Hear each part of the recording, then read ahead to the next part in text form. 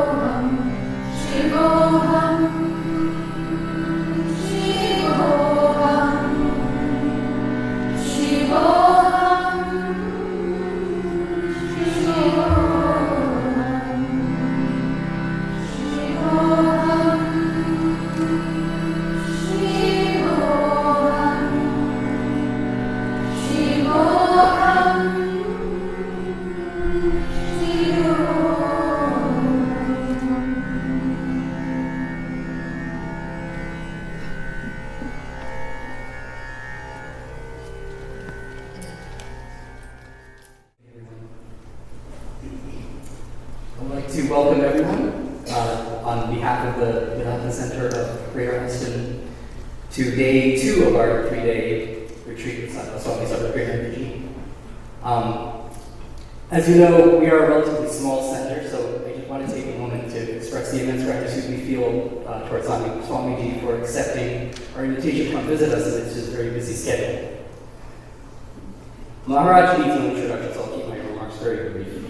For those who are new to Swami Sarvapriyanandaji's teachings, Maharaj is a beacon of clarity and insight regarding Vedanta. His ability to not only articulate the subtle nuances of the topic, but also frame them in terms that is accessible to all, has resonated with seekers the world over. His approach bridges the philosophical and academic with the practical aspects of spiritual striving, with the ultimate goal being nothing short of guiding us, every one of us, to a lived experience of the truth. Maharaj joined the Ramakrishna Mission in 1994, took his vows of sannyas in 2004, and is currently the Minister and Spiritual Leader of the Vedanta Society of New York. Tonight's talk is entitled True Realization of Brahman. So, without further ado, please join me in welcoming Swami Sarvapriyanandaji.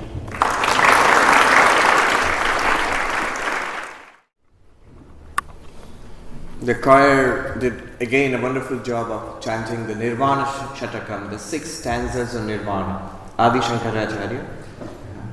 So, big hand for them.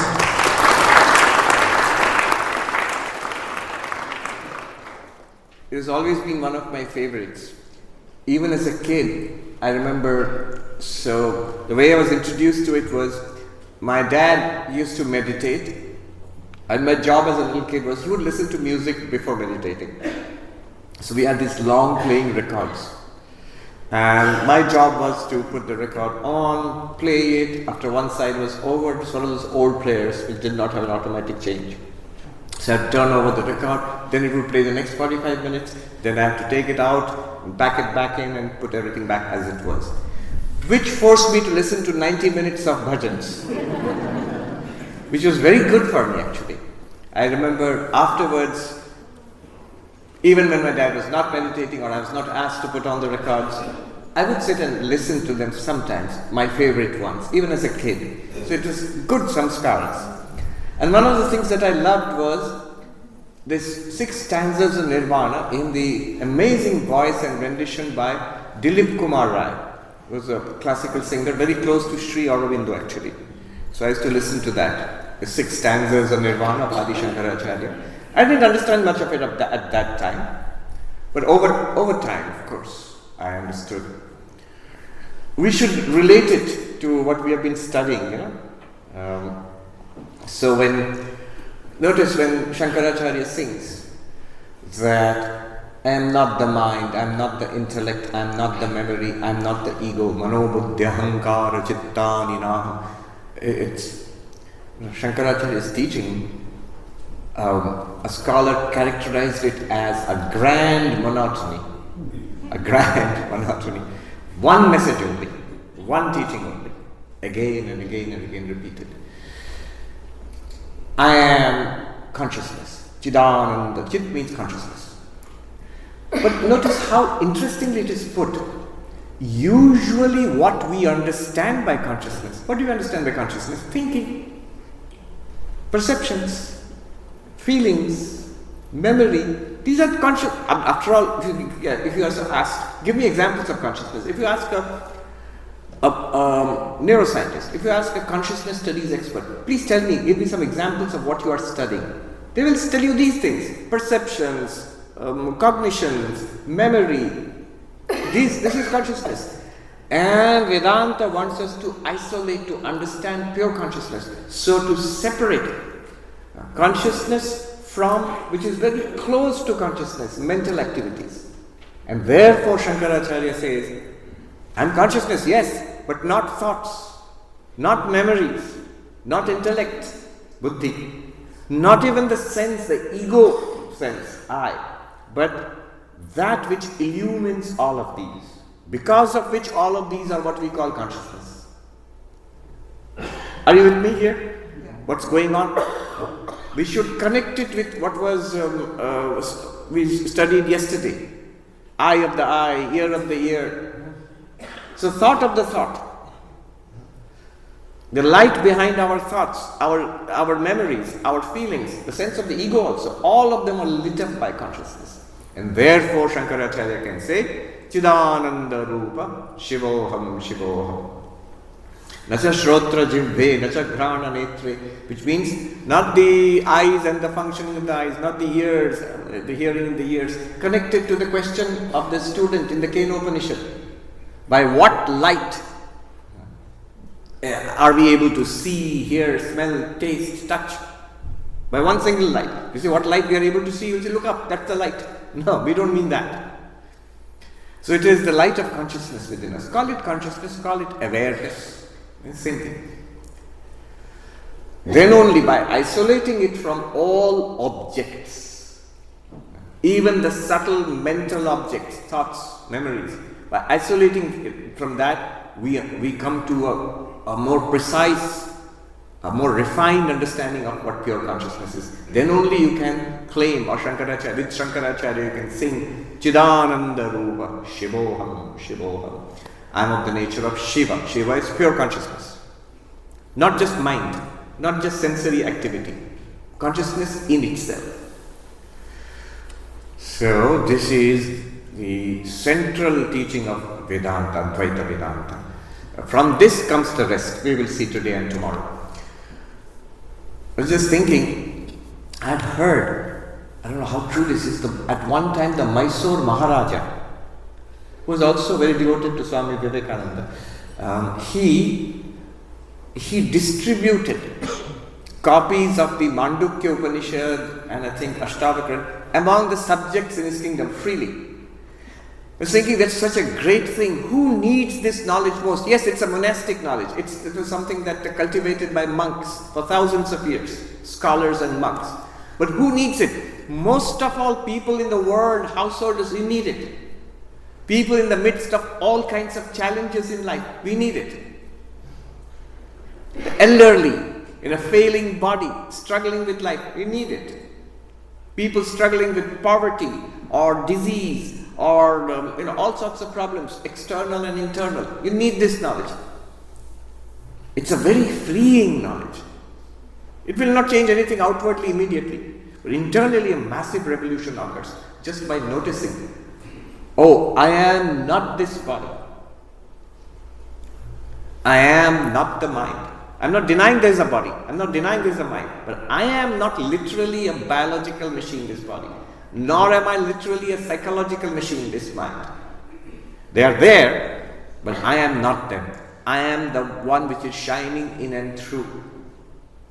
And immediately what happens is, this freedom, this little gap comes between you and the body, you and the mind. And the problems of the body and mind, they remain there. Okay. I have already started, but let me make a formal start. Formal start is always with the Mangala chant, the peace chant. And then I will continue this discussion. So it's already time. Om Asato Ma Sadgamaya Tamaso Ma Jyotirgamaya Mrityurma Amritam Gamaya Om Shanti Shanti Shanti.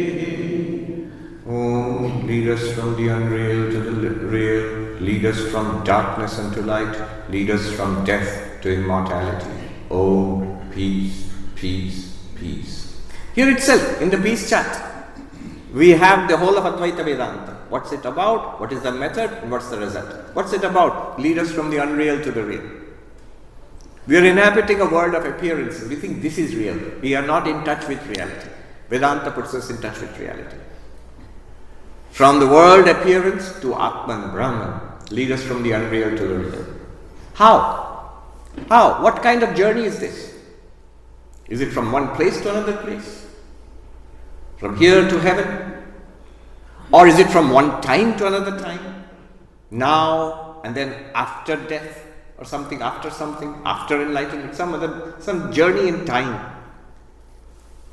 No. Is it a journey from one thing to another, from myself to something else? No. It's not a journey in time, it's not a journey in space, it's not a journey from yourself to something else. Rather, it's a journey from ignorance to knowledge, from not knowing to knowing, from not realizing to realizing. Lead us from darkness to light. That's the method.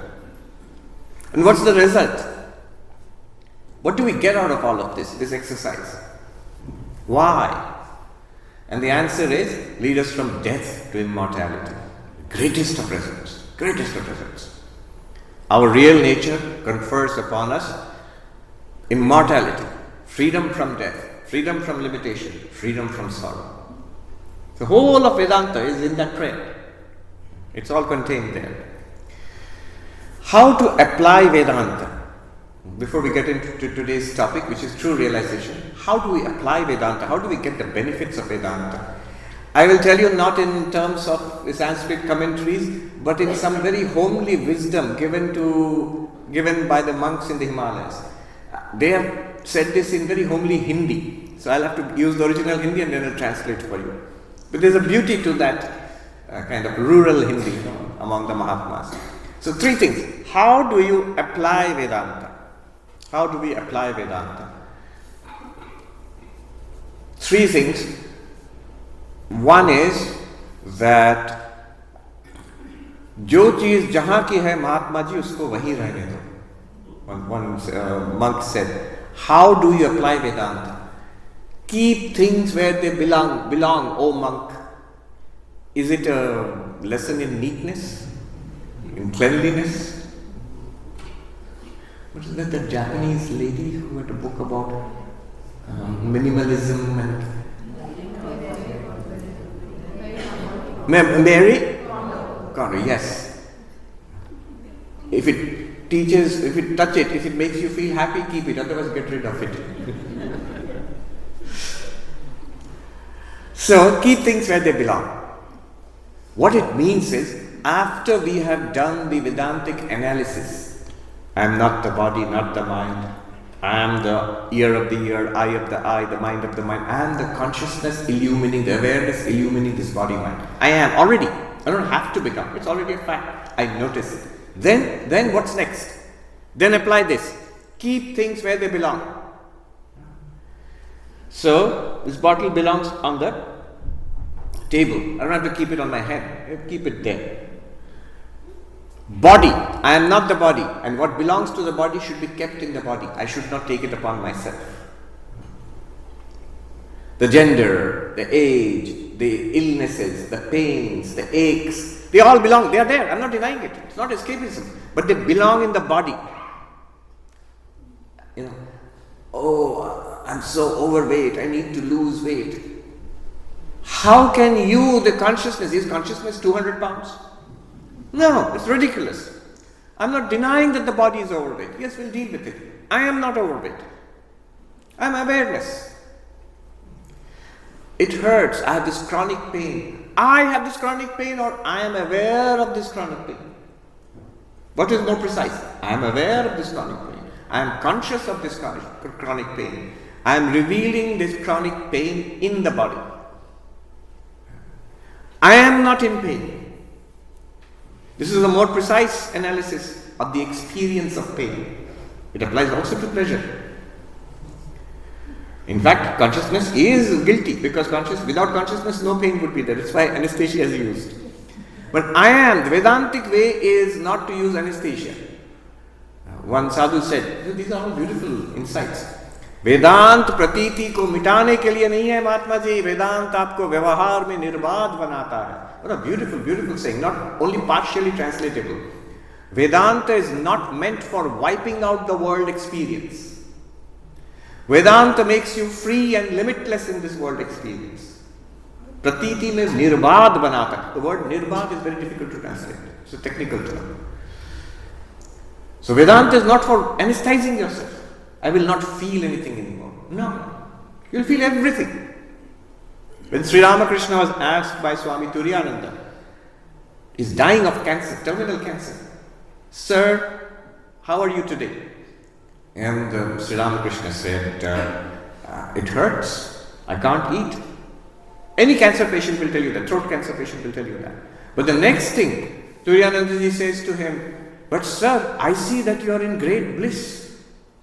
I don't know why he said that. He was a young boy at that time, Hari.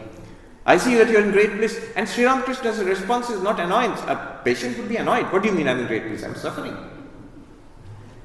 But his response was very remarkable. He said, oh, the rascal has found me out. Sala dhore niye in Bengali. What does he mean? He agrees with what that boy said. Yes, I am in great bliss. But how? Is he denying that there is cancer? Is he denying that there is pain? No. There is cancer, there is pain, all of that is true.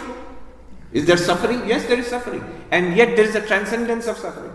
The moment he sees, I am this ever-present awareness, I see the body and the tumor and the pain. Pain is in the body. And I am aware of it. I have no pain. I cannot have. How can consciousness have a tumor? It can't.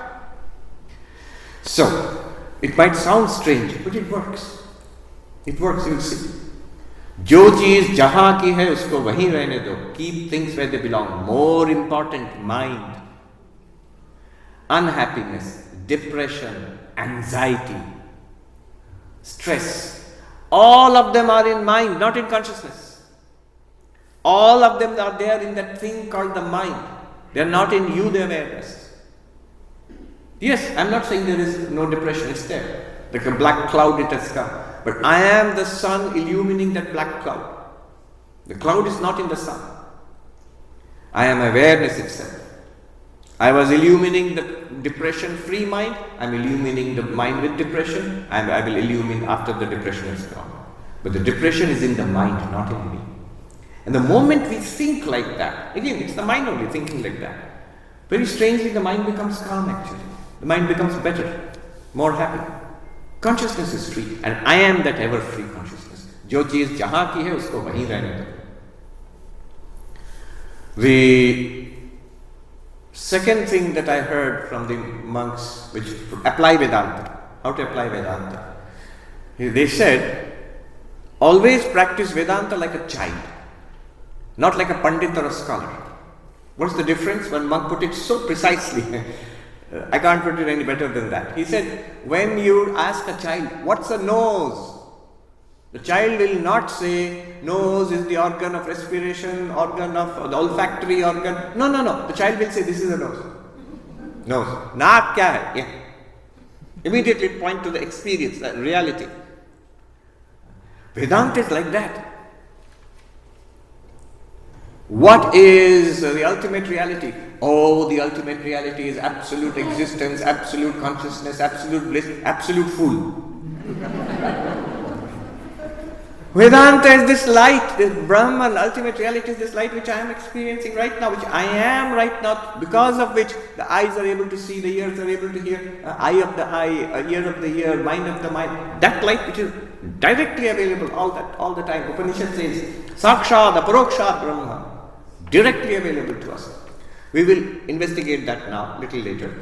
But this is what Vedanta says. Always knows. Go directly to the reality. You are it. The reality is always available. The only thing it's not available as an object. That's why it is subtle. It's difficult to understand what's being said. So the way to apply Vedanta is knows. Not, you can do the theory. We'll do all the Upanishads and the texts and all the arguments. We can do all of that. But always go back to the experience. It's already available to us, to everybody. Open secret, Vivekananda called it. So it's apply it like this, the nose, pure consciousness. You see, when we do, for example, those who have studied Vedanta, the analysis of the 5 levels of the human personality, Annamaya, Pranamaya, Manomaya, what's being done there? Our attention is drawn to something which is real, existent, most obvious to us all the time, the body. Then we are shown how I am the witness of the body, I am not the body. Then our attention is drawn, breathe in, breathe out, the prana. What has been done? We are holding on to reality, body, it's here. not theoretical. Next, we are still holding on to reality, but a subtler and more inner reality. Our attention is directed inwards from the body to the breath in the body. It's a little more subtle and little more inwards. I am the witness of the breath. I am the witness of the prana. I am not the prana. Then the Upanishad says, now look further inwards. Emotions, feelings, perceptions. What is called the mind. What has been done?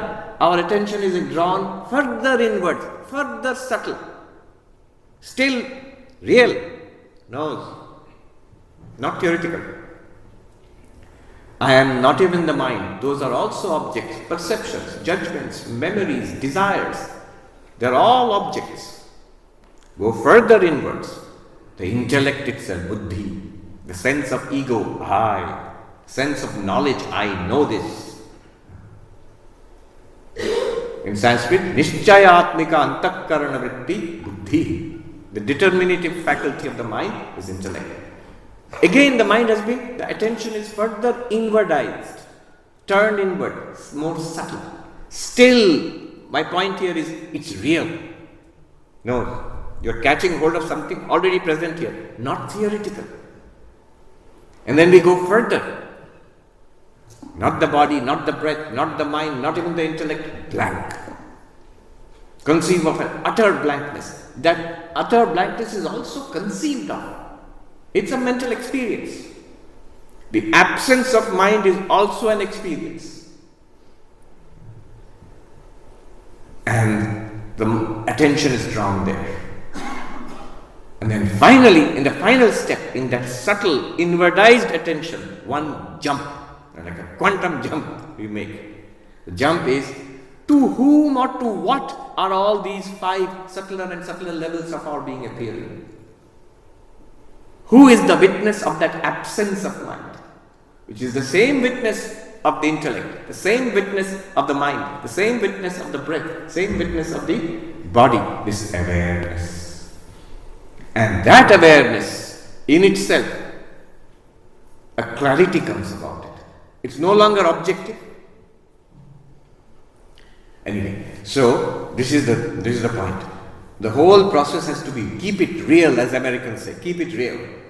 Hold the nose. And don't actually hold the nose, but what I mean is, be like a child. Always catching hold of what's real, what's present right here. Then the third thing, one more thing, how to apply Vedanta, the monks said, was, which I remember, which is very important, the importance of the mind. हमें लगता है संसार के चलते मन अशांत है, लेकिन अशांत मन के चलते संसार है. We think our mind is restless, anxious because of samsara, the many myriad problems of life. That is not true. We have samsara because of the restless mind. I'll repeat. We think the mind is restless because of samsara. I am unhappy. Why? Because of the world, because of you guys. You have made me unhappy. No, Vedanta says the opposite. You have samsara because the mind is restless. The opposite. You say, no, that's not true, Swamiji. There are real problems in life. True. But the suffering is not really due to so much the problems as our reaction to those problems. I always say, good example is doctors. As doctors, those of you doctors, you know, you've dealt with hundreds, thousands of people in trouble throughout your life. And every doctor will testify to the fact that the same problem, suppose a serious problem, one patient reacts to the problem with dignity and calmness. And a minor problem, another patient reacts with complete breakdown. Who is suffering more? The person who breaks down. So is the suffering due to the disease or is it due to the mind? It's due to the mind. There is a problem outside, but that's minor compared to the suffering that is caused. Serious problem. Mind is calm, the problem becomes very small, psychologically. Minor problem. The mind is restless, terrible. So how to make the mind calm? how to make the mind steady, how to make the mind light and free. And that is by educating the mind as to its inner self. Who am I? By this Vedantic method of being centered in the problem-free awareness. I am consciousness, I am awareness, I am Atman or Brahman, and I have really no problems at all. And the appearances of problems, I'll deal with them to the extent they can be dealt with, but I am fine. In the midst of the serious, life-threatening problem, we should be able to say, like Sri Ramakrishna, I am in bliss. Without denying the problem, I am in bliss, I am fine. So, this teaching, what we will do now is that for the next few minutes, we will do this little exercise. It's a Vedantic meditation. And the moment you hear meditation, people are already beginning to sit up and close their eyes. You can, if you feel, sit up straight, relax, close your eyes if you like. But listen. It's a meditation on our real nature, meditation on awareness or consciousness.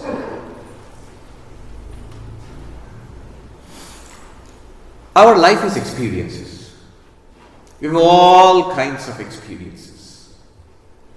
But notice, one thing common to life, to experiences, whether you're spiritual, not spiritual, whoever, whatever you are, if you're a sentient being, not even human, if you're a sentient being, all our experiences, one thing is common, we are conscious. No experience is possible without consciousness. Call it consciousness, call it awareness.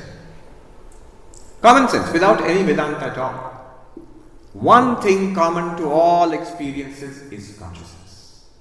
In fact, the definition of an experience is consciousness plus object is equal to experience. C plus O is equal to E. That's the bare bones definition. Of course, it's mediated by mind and sense organs and stuff like that. But consciousness plus, without consciousness and without an object, no experience is possible. So all our experiences, what we call life, consciousness is there. I am conscious or I am aware. Now, draw the attention to this consciousness. Always remember, naak, nose. It's not just an intellectual assent. Yes, consciousness is there. No, I am conscious. Right now, let me see. It's like checking the nose here. Let me check. Am I conscious now? Yes. We will all say, yes, I am conscious. Next, let us appreciate one thing. Experiences are of many kinds. Each object generates a new kind of experience. Drinking a cup of tea and drinking a cup of coffee are two different experiences. The objects are different. In fact, drinking one cup of coffee and drinking another cup of coffee is not the same thing. Different experience. But although experiences are many and varied, constantly changing, consciousness is one. Notice this. If we divorce experience, the object of experience from consciousness, then notice consciousness remains constant. Our experiences keep changing. Why do experiences keep changing? Because the objects of experience are changing. At this moment, right now, the objects of experience are changing. My words are the objects of your experience.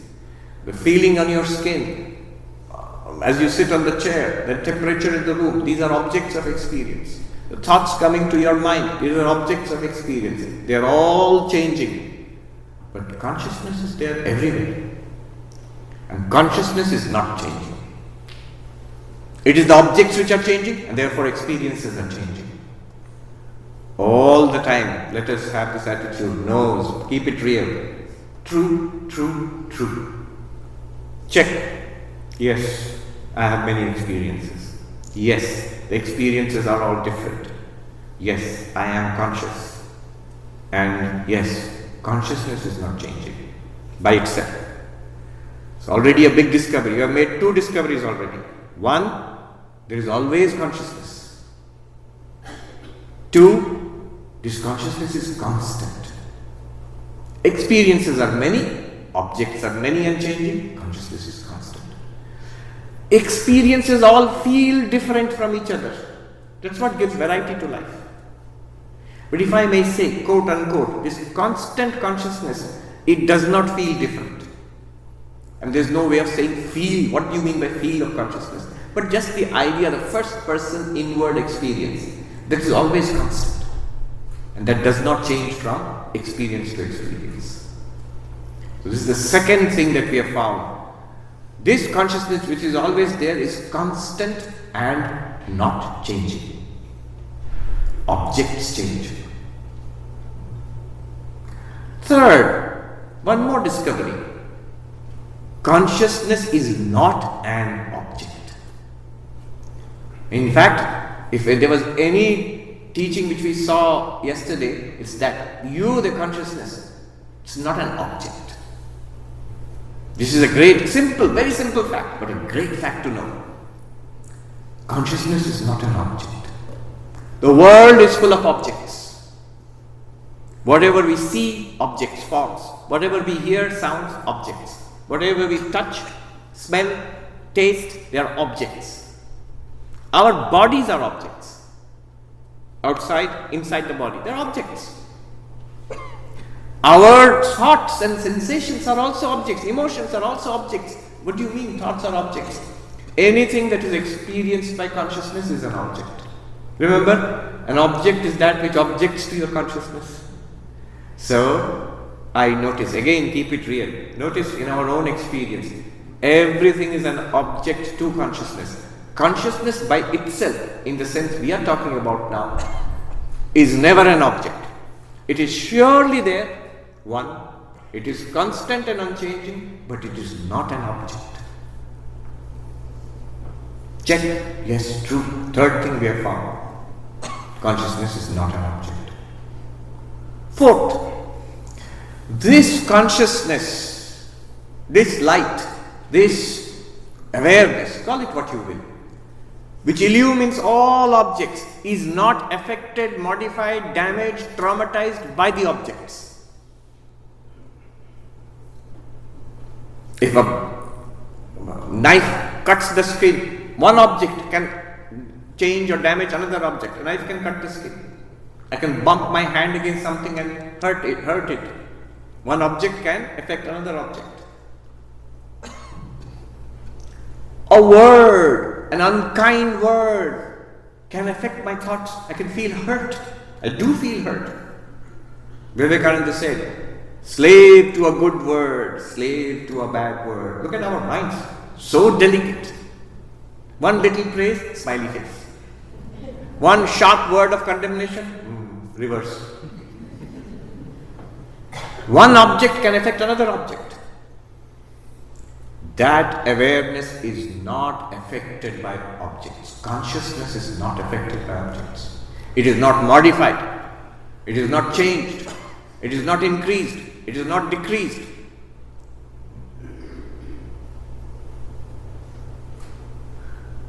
The Ashtavakra sings, Mai Ananta Mahambodho Vishwavichi Swabhavata Naudeti Nastameti Samvid Esha Swayam Prabha.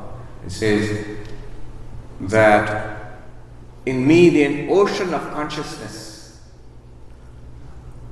where I am not increased or decreased. Just like the ocean, the waves arise and the waves disappear. The ocean is not increased or decreased. Similarly, I, the ocean of consciousness, I am not increased or decreased by the experiences of life. The objects which appear to me, they don't increase me, they don't make me better. I, the awareness, the body can be made better. You take good food, nutritious food, exercise, body can be made better. You read, study, meditate, the mind can be made better. Temporarily at least. Can change. Objects can help each other, can damage each other, can traumatize each other. Consciousness cannot be made better or worse by the objects. Whatever happens in the room, you can change the structure and constituents of the room, the light is not affected. It just illumines. I, the consciousness, am not improved or diminished by the objects I experience. I am not traumatized. It's a huge, huge thing to say, I have been scarred and hurt and damaged by life. No. It is the mind. What is the proof? I feel like that. The feeling, you feel like that. The feeling is where? In consciousness or in the mind? In the mind. And the proof is the moment you go to sleep, deep sleep, the mind shuts down. You are the witness of the blankness, the shutdown condition of the mind. You are free of the trauma and the damage and the regrets and the unhappiness of life. Gone. It's just memories of bitterness in the mind. You, the consciousness, are not affected. They don't stick to you. You are the non-stick, Teflon-coated consciousness. So what was it? The fourth thing we have learned. Consciousness, which is always there, always constant, not an object, experiences all objects, is not modified, increased, decreased, damaged, improved by objects. No. It's a very dry philosophical way of putting it, but it shows us that we are actually free of samsara as consciousness. We are free of samsara while experiencing samsara. It leaves no mark upon you.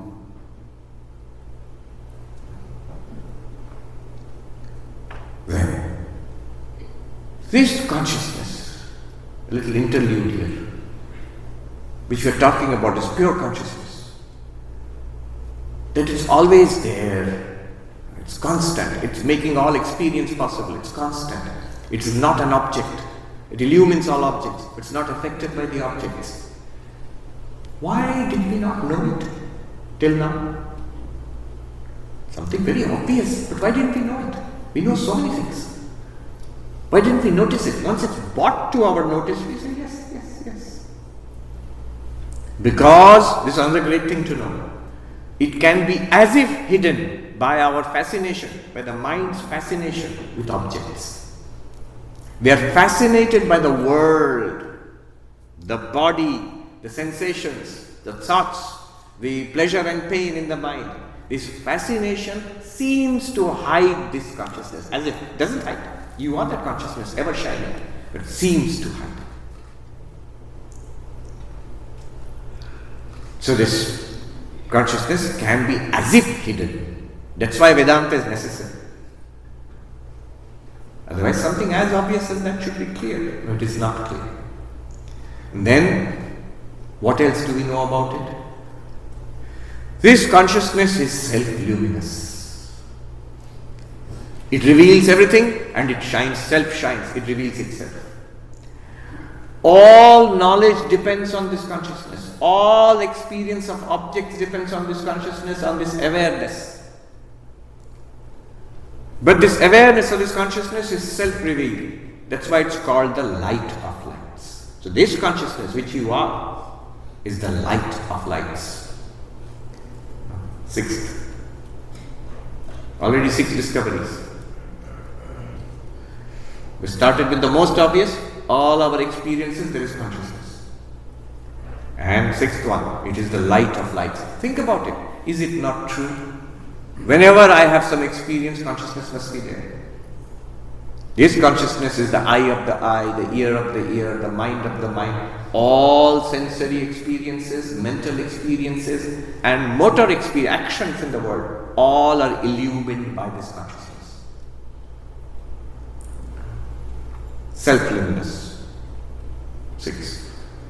7. One more. Most startling, simplest. This consciousness is you. Make this equation. Consciousness is equal to I. Not imaginary number, not iPhone I, the vertical I. I am not the ego and the mind, I am consciousness. It is the self, it is you, Tattvamasi. Consciousness is I am consciousness. Try to check this. These are on the edge of illumination, on the very shores of enlightenment. What do I mean by consciousness is I and I am consciousness? Consciousness is only I. Where else do you find consciousness except in yourself? Where do you find it? Check in life. Do you find it outside? Nowhere. Do you find it in the body? No. You do not even find it in the mind. Yes, come on inside, come on inside, come inside. There's plenty of space. Well, you don't even find it in the mind. Because what is the mind? Objects, thoughts, emotions, ideas, memories. Where do you find consciousness? Only in yourself. In I. I am conscious. There only. Nowhere else there is consciousness. Check. Just check now. So, consciousness is nothing but the I. And after this analysis, I am nothing but consciousness.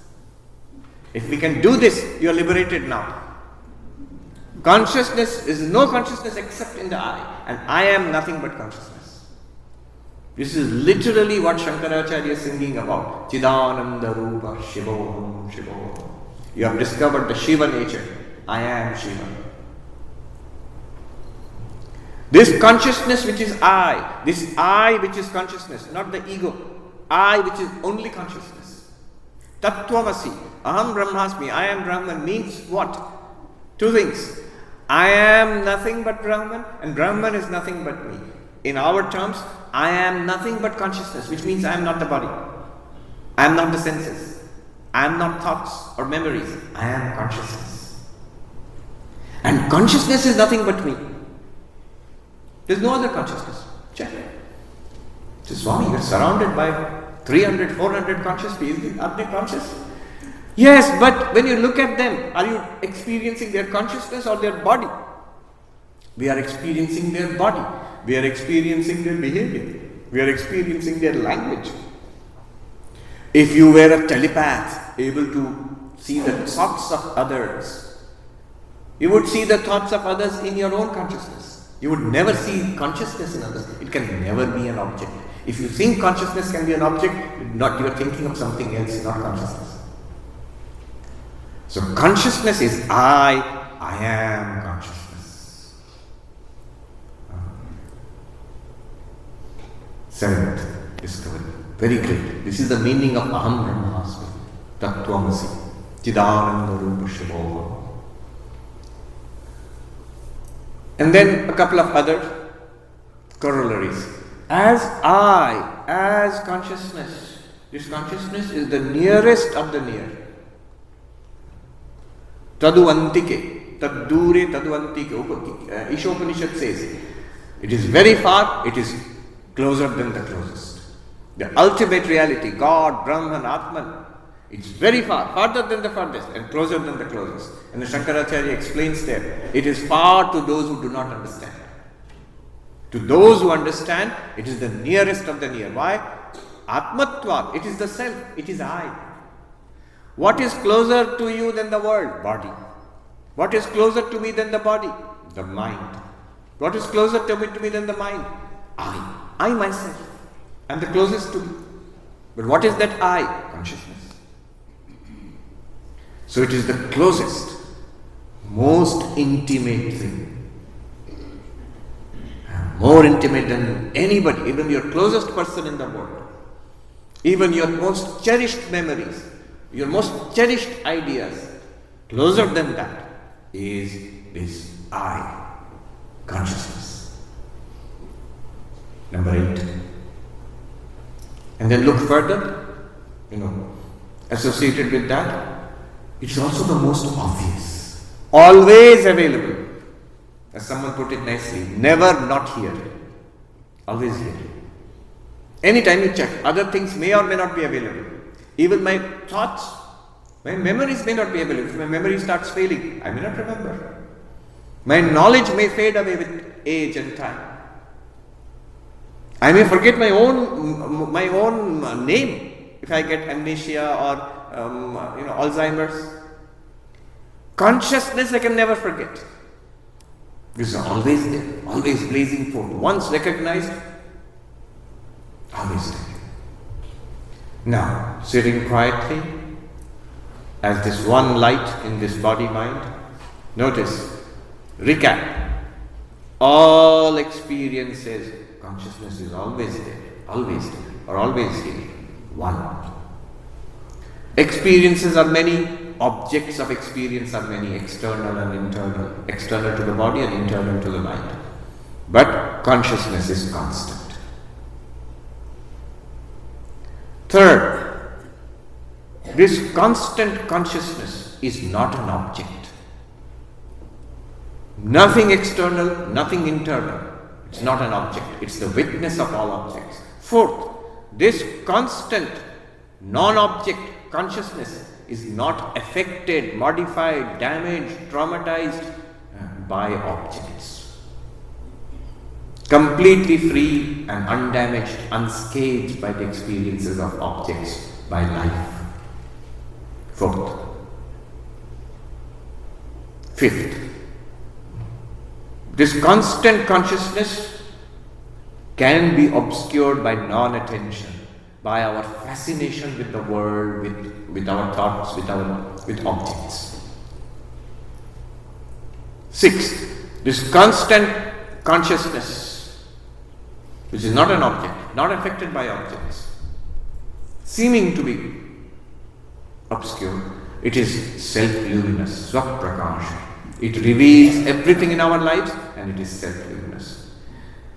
Seventh, most important, this consciousness, I am. Who am I? I am consciousness, pure consciousness. Chidananda Rupa Shivoham. And what is consciousness? It is I. It is I.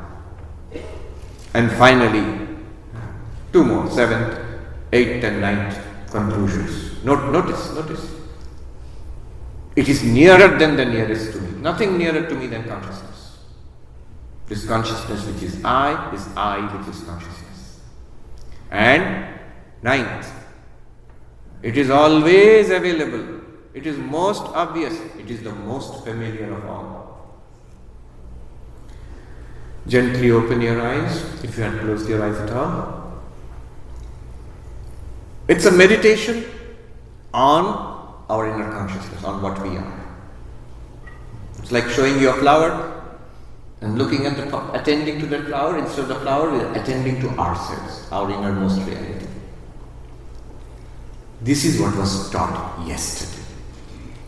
Today's class has not started yet. So the teacher says, you feel that you are consciousness? You realized? Is it clear to you? Like a nose? So clear? The student says, yes. Are you enlightened? Yes. No, you are not. Have you realized Atman or Brahman? Yes. No, you haven't. One sadhu, monk in Uttarakhand in Hindi is saying, "To Mahatma ji, lag raha hai na ki aap sakshi ho, drashta ho. So, oh monks, you feel that, don't you feel you are the witness consciousness?" And somebody must have said, yes. And he said, "Bahut bade gaddhe mein giroge. You are going to fall into a big pit." No. Now the student is going to be examined. In the same Upanishad, Kena Upanishad, the teacher proposes an examination, a quiz. Instruction is over. Teaching is over. This was the teaching which we did now. Now remember, this examination, it's for the benefit of the student. It will just clarify our realization or understanding. What does the teacher say? Very difficult question, tough question. Remember, Vedanta is the Ivy League of spirituality. I say Vedanta is the finishing school, whatever you may do. I am biased. All spirituality is genuine, but I am a little biased. It's non-dual teaching, it's Ivy League, it's finishing school. So, tough question. Yadi manyase suvedeti dharam mevapi nunam tvam vetha brahmano rupam yadasya tvam yadasya deveshvathanu mimansyam evate manye viditam. The teacher poses a question and the student answers, "Do you think you are enlightened?" The student says, "Yes." The teacher says, "If you think you are enlightened, you are not." He says, "Dharam meva," what you know. I'm not denying you know something. We come to certain insights in spiritual life. It's not that we are completely blank. We know. But the teacher says, what you know is dharam, very little indeed. Yadasya tvam yadasya deveshvatanu. Very little of Brahman you know within yourself. You have understood very little of consciousness within yourself. And Brahman in this cosmos, this entire cosmos, the world, what is it really? It's Brahman. That you have understood very little indeed. Within yourself and in the gods, deveshvatanu, you know very little indeed. Then what should I do? Mimamsyam evate. The teacher says, so it's an interesting word, mimamsa. It's an ancient Indian philosophical word. It can be translated in English as Vedantic or Vedic hermeneutics. Hermeneutics means textual interpretation. The definition of mimamsa is, in Sanskrit, the definition is pujita vicharaha, reverential inquiry. An inquiry may be a casual inquiry. I can say, hey Siri or Alexa, tell me this. It's an inquiry. It's vichara, inquiry. Or it can be a skeptical inquiry, in the sense, I know all this is false. I'm just going to prove that you are wrong. But there is a reverential inquiry. The reverential inquiry is, I guess this is true. I think this is true, but I don't get it yet. I would like to get it. And therefore, that is the kind of inquiry which is required in Vedanta. Many have become enlightened, I have no doubt about it. And I would also like to become enlightened. But I am not yet enlightened. I don't get it yet. I would like to get it. And therefore I am asking these questions. That's called mimamsa. In Sanskrit, pujita vichara, reverential inquiry. It's a whole science in itself. It's not just limited to Vedanta. The whole of Vedic interpretation is called mimamsa. So in fact there are two broad schools, Uttara Mimamsa and Purva Mimamsa.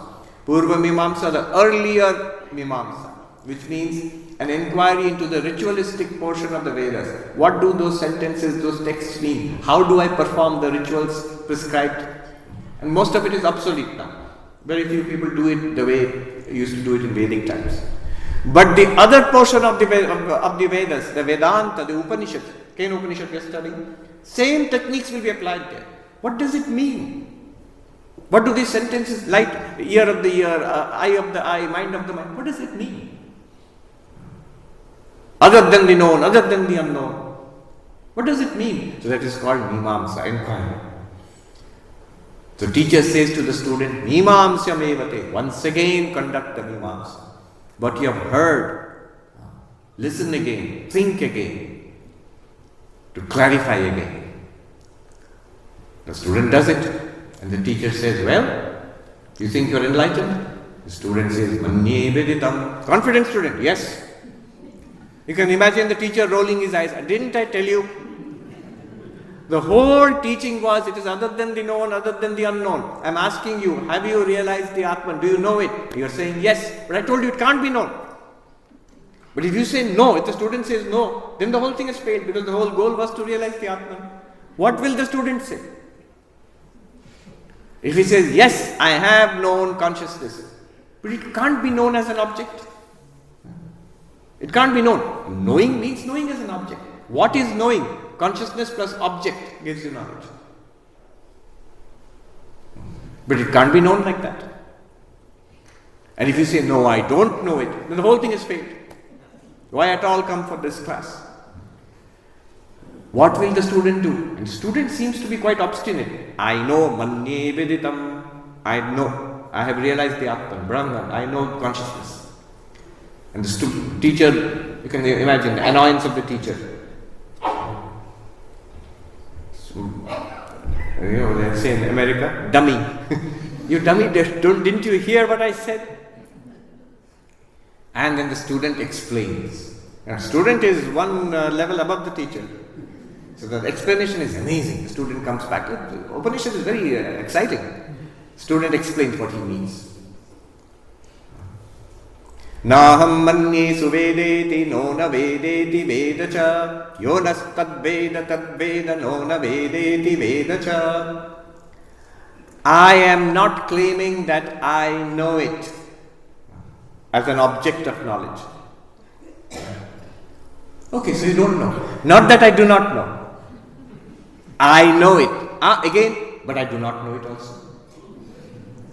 And then the student looks around at the other students sitting there and says, those amongst us who have understood my statement are enlightened. Teacher says, what statement is that? That I know it and I do not know it also. You can imagine all the other students looking confused, looking from the teacher. But the teacher is very happy. You've got it. Other students will be like us, what's going on here? Will someone explain to me? Shankaracharya, the commentator, writes a long commentary on it. He says, why is this teacher asking this question? And what is the meaning of the student's assertion? So the teacher, he says, why is the teacher asking this question? What's the purpose of this question? Isn't it desirable that the student should know? After all, that's what education is about. Student says, yes, I've got it. You've taught me, I've got it. Why is the teacher objecting to it? And Shankaracharya says, Shishya buddhi vichalanartham, in order to shake the understanding of the student. Shishya buddhi vichalanartham. Why would you do that? You would want the student to have clear conviction and clarity. Why would you shake it? So in Sanskrit this is called sthanu nikandana nyaya, driving home the post. So when you're driving, you are burying a post, a wooden post or a pillar in the ground. What do people do? They drive it in, they shake it, bring it out and drive it in deeper. When you drive it in, pull it out and drive it in the next time, it goes deeper. It's more firm. That's why the understanding is challenged, attacked. Gaps in our understanding will be filled up that way. If I have a position, if I have clarity, you attack me in 10 different ways and then I have to answer that. My clarity becomes deeper. The teacher is helping the student and helping us. Basically what's going on here is only one point. Teacher is making sure, the crucial thing to understand, awareness we all understand, consciousness we all understand, to eliminate even the last vestiges of anything objective about it. There should be no object mixed up with consciousness. Now look at the student's answer. The student said, I know. The teacher must have raised his eyebrows again. The student said, but I am not saying that I know it as an object of knowledge. Think about the exercise we went through, those 9 points. Just look inwards, the consciousness we are talking about. Can you see it? No. This awareness which we all remember, knows, absolutely real, nothing theoretical about it. This awareness which I surely am, is it something that can be seen or heard or smelt or tasted or touched? No. It's not an object, isn't it? It cannot be. It's not an object of the senses. Is it something that can be thought about or spoken? You can think about, you can try to conceptualize that consciousness. But here a very subtle point I'm making. This thought I am having about consciousness right now in the mind, is consciousness, I'll put it this way, is it in front of the thought or behind the thought? Behind the thought. Even that thought is a concept illumined by consciousness. The concept does not illumine consciousness.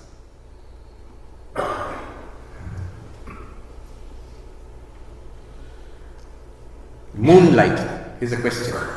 Sun shines on the moon and the moonlight at night illumines the earth. Good. The earth stands for the world, the moon stands for the mind, and the sun stands for consciousness. In Vedanta, actually, these are the symbols. But now there is a question. When the sun is shining on the moonlight also not only illumines the earth at night. Moonlight, that which faces the sunshine side, that light goes back to the sun. Will you say the moonlight is illumining the sun like it is illumining the earth? Crazy! No. The moon is being illumined by the sun. Even the light reflected back to the sun does not illumine the sun. It's the sun's, two things. It's the sun's own light, after all. Second, the sun is shining and revealing itself by 1,000,000 times more light than that moon. Similarly, our concept, our understanding, after all these classes, does it illumine consciousness? Not at all. It's like the moonlight. It's a conception, it's an understanding. That understanding does not reveal consciousness. Consciousness reveals that understanding. So I do not know it as an object. not something that can be seen, heard, smelt, tasted, touched, or revealed by scientific instruments, telescope, microscope, particle accelerator. No. I do not even know it as a concept of the mind. Mind is not revealing it, nor does speech reveal it. Avang manasagochara. Not an object of mind, not an object of speech. So the student says, Naham manye suvedeti. I do not know it as an objective fact. So be clear. Shankaracharya says, Katham viruddham bhashate. Why are you speaking in contradictions? Either you know it or you don't know it. So say, I don't know it. He says, not that I don't know it. I know it also. Again, no, I don't know it. It is more than known. Vivekananda put it this way. Very beautifully he said, it's more than known. You must not go away with the idea that consciousness is unknown or unknowable. It is more than known. It is first that light, then everything is revealed. That shining, everything else shines after it. Consciousness shining, the mind shines, and the sense organs are shining with that light. And the world is revealed to you. By its light, everything here is shining. Tameva vantam anuhati sarvam tasya vasa sarvamidam vibhati. By your light, the mind shines and the senses shine. You shining, everything in the world shines after you. In that sense. And the teacher understands.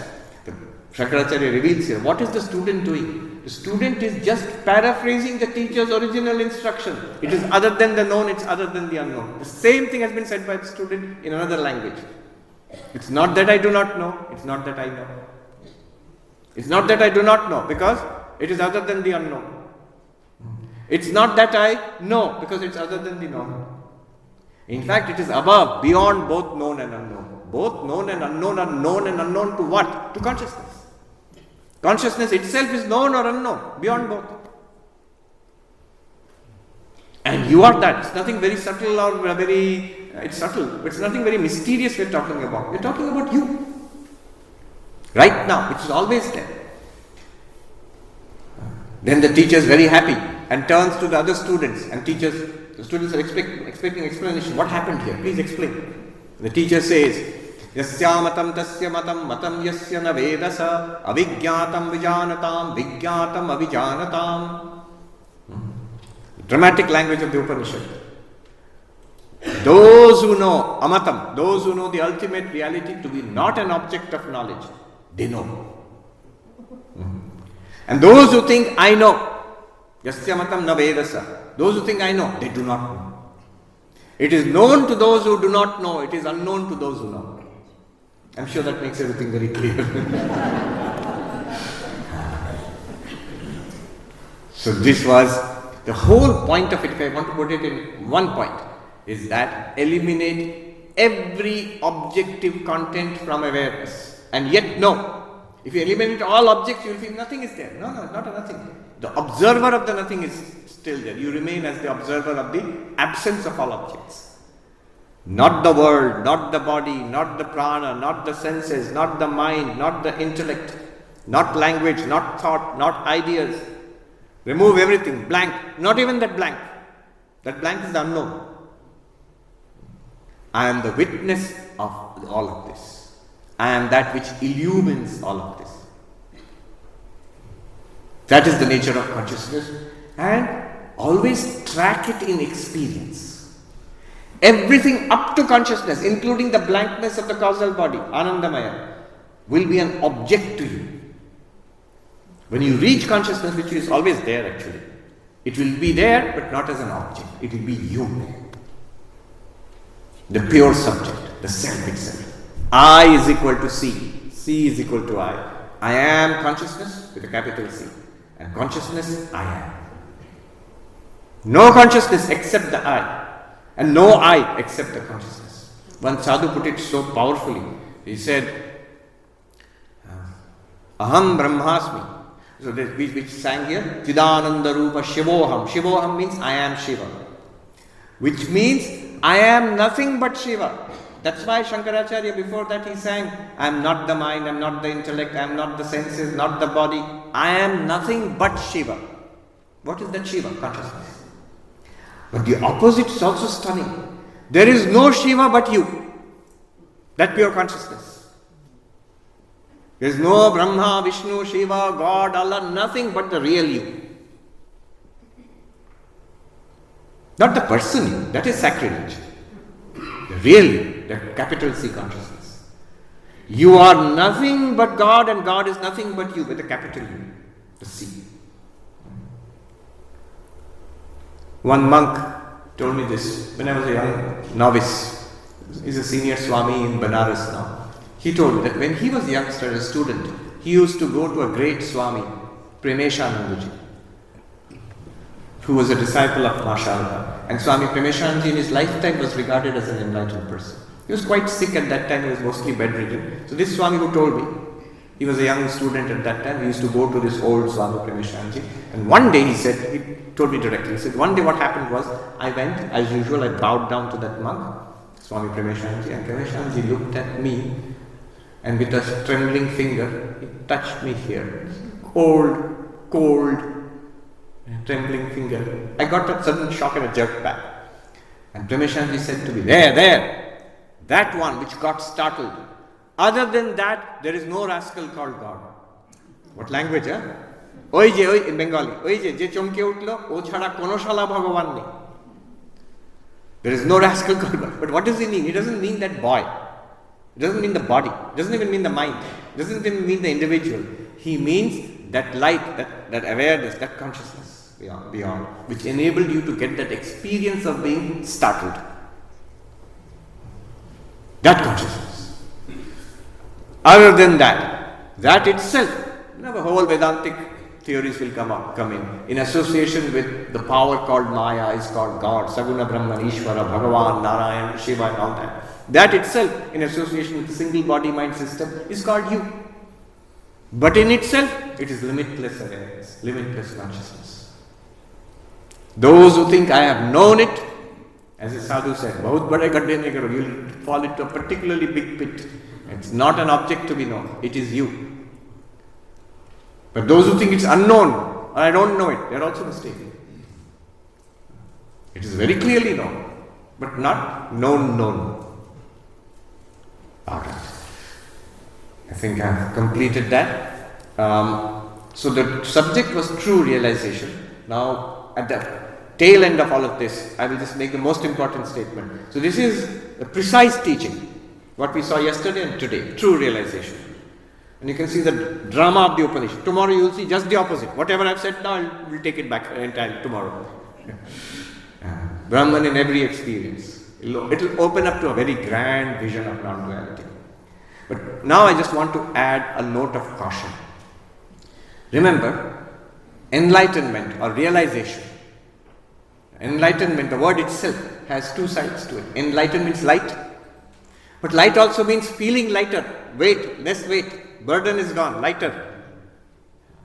So enlightenment is not only knowledge, but it must also remove our samsara. Enlightenment has these two sides, if I might put it philosophically. One is what I call a paradigm shift. Second is an ethical manifestation. What is paradigm shift? Till now I thought I was this guy, body, mind. Now the paradigm shifts. I am consciousness, consciousness I am. I am Shiva, Shiva I am. I am nothing but consciousness, and consciousness is nothing but me. That realization, it's a paradigm shift. It's a tremendous shift. This is one side of enlightenment. If I can say that honestly to myself, you are enlightened. That's one side. But there's another side of enlightenment, which is called ethical manifestation. It must be manifest in my life. If I am enlightened like the Buddha, then some qualities of the Buddha should be seen in my life. If I am enlightened like Vivekananda or Ramakrishna, the qualities of the saints must be seen in my life. The same compassion, the same self-control, the same fearlessness. See, it stands to reason. If I think I am this immortal consciousness and yet I am scared of death, contradiction. Scared of death, somewhere deep inside I believe I am the body. Body will die, it's nothing to me. That is manifestation of fearlessness. I am very eager, I am very greedy after money, appreciation, sensual pleasure. Then who can be like that? It's only somebody very much attached and identified with this body-mind system who can be like that. And to say, I am pure consciousness, what does pure consciousness need of money? Or appreciation? Whose appreciation? What appreciation?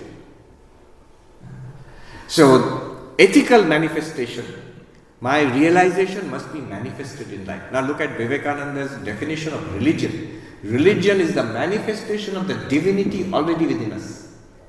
He did not say only knowledge of the divinity, manifestation. Again, he made it even more clear.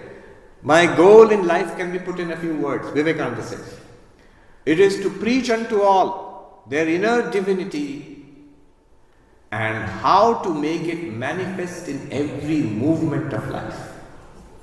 The divinity should be manifest in my thinking, my feeling, in my speech and in my actions, in the life that I lead. I should feel I am blessed and my life should become a blessing for others. So that's one side of enlightenment. Two sides should be there. It should not only be knowledge for me, but first of all it should solve all my problems. I should say at the deepest level I have no problem. Like Sri Ramakrishna, in the midst of cancer I should also be able to say, yes, at a deeper level I am in bliss, I am perfectly alright. Great fun, it is all great fun from my perspective. And my behavior towards others must reflect that I am a Jivan Mukta, free while living, on the Gita's terms, Chitta Pragya, whose wisdom is firmly set, not shaky wisdom, firmly set, it must be manifested in life. So that is the corollary, addition. What constitutes true realization? Today's topic, true realization. Two things. There must be the paradigm shift. I am consciousness, I am Brahman. Honestly, permanently, permanent shift becomes a fact. Second, it must manifest in my day-to-day life, more and more and more. This is where all the sadhanas, meditation, devotion, karma yoga, they all become, where ethics becomes absolutely essential. Om Shanti Shanti Shanti Hari Om Tat Sat Shri Ram Krishna Arpanamastu. Good. Questions? We have a little more time for questions today. Please queue up here, those who would like to ask questions, and there will be somebody with a microphone who will help you here. Yes, like yesterday, please ask your precise question. Do not need any explanation or background. So please fall in line and ask your precise question. Thank you. Namaste, Swamiji. Thank you for your time. It was a very humbling experience. All right, just the lady at the back, the two ladies at the back. We'll stop there. If there's time, we will take your question, but I'll try to finish these questions first. We have a hard limit also today. Tell us your name and ask the question. My name is Priyanka. Microphone. My name is Priyanka, and I have never read Vedanta, but I read sutras a lot on the list. The Buddhist sutras, yes. So one of the things I do want to ask, because the approach that you are taking is a little different, but overall you're leading where I think you will lead, so it's very consistent. What should be and what is the next steps once a person attains the self-realization and we become the reflection of who we get in our heart? What's the next step? Why do you think there should be a next step? Does Atman or Brahman, pure consciousness, now what's next? The ultimate reality, what's next? No. The next step is just to manifest this reality. It will manifest in life. But let's not be in a hurry to say I am enlightened. I always say that it is much safer to say I am on the path, I am a spiritual seeker, I am seeking enlightenment. Even if you are enlightened, it is safer to say I am a seeker, I am searching for enlightenment. That way no harm is done to anybody else and not to you. The path of spiritual progress is open. But the opposite is dangerous. If I am not enlightened, but I feel I am enlightened, then my own spiritual path is blocked and I can do damage to others. That's why this question was there today. The teacher asked the student, do you think you're enlightened? He said, yes. And then this very sharp question which was asked by the teacher. So yes, the answer is straightforward. You manifest your enlightenment. Most of the time what will happen is, when we feel I am enlightened or I have got it, And when I try to live, I'll be disillusioned very quickly. Swami, it works very well inside the hall. Outside, when I go, it doesn't work. What's happening there? What's happening there is that it's a kind of shallow understanding in my mind. It feels real, I get some clarity, but when troubles come in the world, no, I'm shaken. So to drive it deep, all spiritual practices which have been continuing till now, ethical life, mindfulness, all of that, they should continue. One Buddhist master, Tibetan Buddhist master, which tradition of Buddhism are you following? Mahayana. So Tibetan Buddhism also belongs to the broader category of Mahayana. So the Tibetan Buddhist master said, even if you are enlightened, never forget to show respect to your master, to your guru. It is true, whatever is there in the city is there in the forest, but never miss a chance to go to a forest retreat. It is true, what is there with eyes open is also there in eyes closed in meditation, but never miss your meditation session. Like this. So these are very good advice for us on the path. We'll see progressively that idea of manifesting the divinity within. That is a very, very good check on ourselves. Am I able to live it? I mean, becoming a blessing for others later on. Am I a blessing to myself? Can I say seriously, yes, my problems are solved? That will not come so easily. So that is what lies ahead. Even if one feels, yes, I've got it, but then that has to be manifested. Yes. Namaste Swamiji. My name is Radhika. Yes. You gave a very profound statement today that because of restless mind there is samsara. Yes. But I've always wondered why any of this was created in the first place. Consciousness. Why was any of this created? So the question can be put in this way. You're talking about pure consciousness, which seems to be very nice and problem-free. So pure consciousness could remain just like that. Why all this? Why this world? Why this body? Why this individual person who's unenlightened now seeking enlightenment? So many problems in the world. And we see around the world so much suffering. If pure consciousness is the only reality, it could have remained as pure consciousness. Why do all this? That's the question, isn't it? And I wanted to ask, is it because the only thing consciousness can do is experience, and is that why objects were created in the form of body and mind? Yes, that's a very profound answer. So you have really given the ultimate answer I wanted to give. There are many answers to this question, but the most sophisticated answer is what you said. What is the nature of consciousness? One sadhu actually put it this way. He gave the example of the eye. When you look up into the sky, says a child looks up into the sky and says, "Oh, the sky has become dirty. There are clouds there." This child thinks it's like a surface. The nature of space is to be not seen, but the nature of the eyes is to see. So what is not there, the eyes will see. There is no surface there. There is no blue bowl there which is become dirty or something. But the eyes will see, because the nature of the eye is to see. Similarly, the nature of consciousness, of Atman, of Brahman, it is existence itself. But the only way it can experience itself as existing objects. Here. It is consciousness itself. But the only way it can experience its very nature as consciousness is to manifest as experience.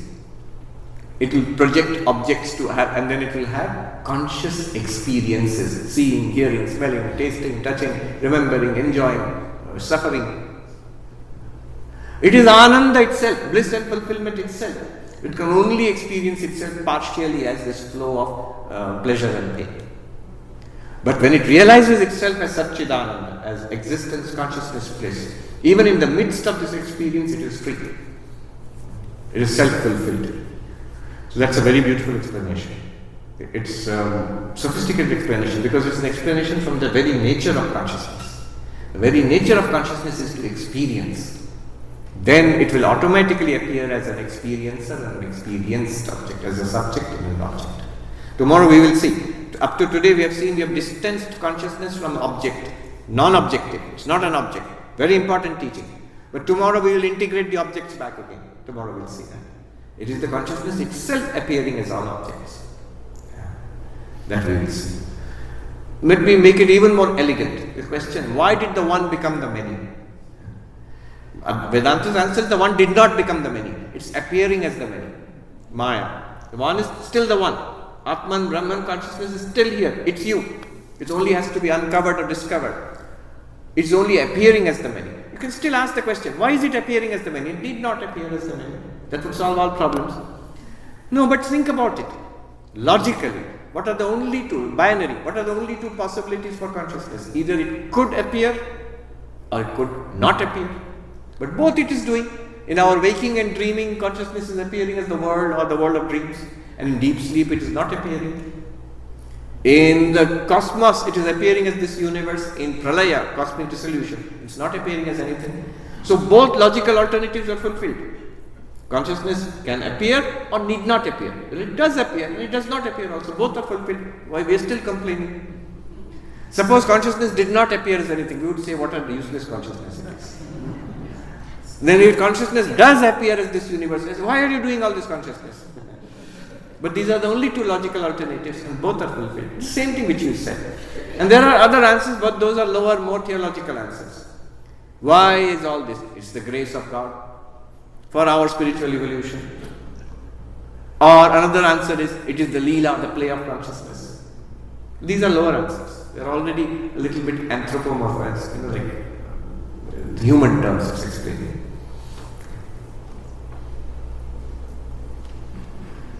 Tell us your name and ask a question.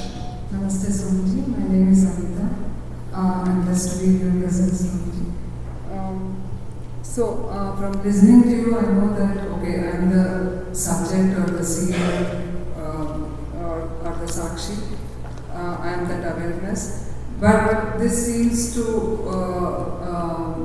be true as long as there is life and I'm alive. So what happens to the subject after death? Is death also an experience within consciousness? I would like to say it is. But then, right now I'm living, so how do I know I'm immortal? Yes. So, what is behind this question? It's an important question. Because we sort of intuitively feel, when I die, then I will not be there anymore. But behind it is the assumption that I am the body. Death is always death of the body. A doctor will confirm that, a lawyer will confirm that, a policeman will confirm that, the relatives of the dead person will confirm that. What died? The body. Now, there is a hidden assumption here. Yes, the body died, but this consciousness you are talking about, it's a byproduct of the brain and nervous system activity of the body. So when the body dies, brain and nervous system is destroyed, and so there will be no more consciousness. This consciousness you are talking about, you are making such a big deal about. The moment the body dies, lights out. You compared it to a light. The light can be switched off. Light is gone. Isn't it? Well, here we run into the great question. This is the so-called hard problem of consciousness. Is consciousness a product of brain activity? Is it a product of the biochemical activity going on in the body, in the brain, in the nervous system? If it is so, if consciousness can be limited to that, there is some concurrent activity going on, no doubt, because that's why we have correlation. The conscious experiences are correlated with brain activity. But correlation is not causation. So, if you can reduce consciousness, if you can demonstrate how the brain is producing consciousness, then it's gone. All these theories are finished. Then you will only have what is called Jadavada, Charvaka. Body is the reality. But that has not been demonstrated. It's a very interesting thing. That's where we are stuck right now. All the hot questions in consciousness is how can physical processes like the process, clearly brain is physical and the processes going on in the brain are physical. How can they generate the subject, something non-physical? In Vedantic terms, the difference becomes even more stark. Object and subject. Brain is an object. All activities going on in the brain are objects. Now you're saying that the object is generating the subject. Bernardo Castro put it this way. He's a scientist and a philosopher. I'm borrowing his argument. Step one of the argument, to show he says this, the utter ridiculousness of the materialist hypothesis. This is a mainstream hypothesis. The material universe is the reality. But as far as consciousness is concerned, it's very unconvincing. Why? Steps. 4 steps. Step 1. We are all conscious.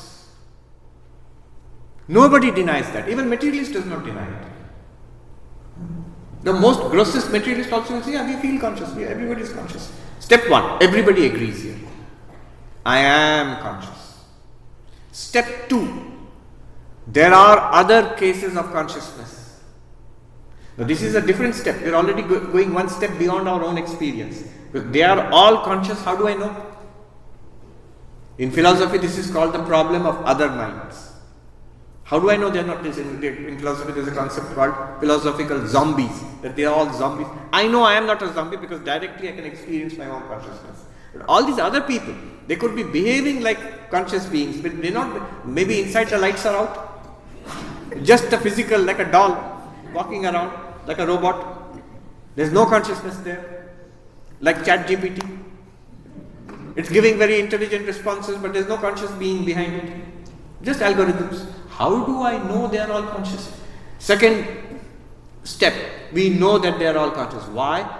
Yes, the logic has been relaxed a little, but it is not unlikely because the underlying reasoning is this. It has already occurred once. Consciousness has already occurred once, I know. Where? In me. So a similar case can be repeated. It's not unlikely. And I can see the similar behaviors in everybody. So I can infer similarly something like what is going on here is going on there also. So second step, little relaxation of logic. It's not as rigorous as the first step. Other beings are also conscious. Third step, there is the world revealed to consciousness exists independently and outside consciousness. All this, it exists beyond consciousness. But this is pretty much, logically, this is a big relaxation. Because there is no evidence of this world other than evidence presented in consciousness or to consciousness. But we say, no, world exists apart from consciousness. Here it becomes, logically, it becomes very relaxed. I mean, the rigor is much less. And finally, most atrociously, it is this supposed independent, external, non-conscious world which is producing me the absolutely certain consciousness. The very doubtful external independent world is producing me the absolutely certain consciousness. Fourth step. See how loose the argument becomes if you put it in this way. So, it is a big question. I am not being dogmatic about it. But reasonably, I don't see how you can demonstrate matter which is presented in consciousness to say that matter is producing consciousness. But that's the common idea. The body is generating consciousness. Notice one thing common to all religions of the world, every religion of the world, that there is something after death. Otherwise, you can't have religion. All religions, Hinduism, Christianity, Islam, Buddhism, Jainism, even religions which do not believe in God, Buddhism, but they do believe that after physical death also, there is a continuation. So, this conscious being cannot be reduced to just brain activity. This is a big claim. You have got that thing. So, our underlying assumption that somehow I am being generated by the brain is not supported either by current science and certainly not by philosophy or logic. Notice, I'll give you one psychological example. When we interact with people, we are interacting with a conscious being, sentient being. You don't think that I'm just interacting with a body. But when that same person dies, the body is dead. And I immediately jump to the assumption that that sentient being in the body is also dead. Why? Because obviously I can't access that person. But how do I know the person is dead? Just that I can't access it. But obviously the door is shut. The body is dead. Therefore I can't access it. But to jump to the conclusion that the person is gone forever, there is a hidden assumption that that person was all along being generated by the body. When the body falls apart, person is gone. Consciousness is gone. That is what we are challenging. Here in UT Austin, there was Professor Galen Strawson. He's retired now, Professor of Philosophy. He wrote a nice article for New York Times in which he says, hard problem of matter. He says there is no hard problem of consciousness. We have assumed that the brain is producing consciousness, then we can't understand how is the brain producing consciousness, and so hard problem of consciousness. But why are you assuming that the brain is producing consciousness? Yeah, believe it at that. Like, is the answer in like in Sushupti also, it's kind of death-like experience, right? So are we to understand? Yes. So in Sushupti, world, body, mind, everything disappears. Oh no, it's horrible. No, it isn't. It's the most pleasant experience we have in our lives. So death could be something like that. And then again it all comes back when the body and mind kicks back in and we have experiences. But consciousness is constant in the presence and absence of objects. Absence of objects, Sushupti, deep sleep. Presence of objects, waking and dreaming.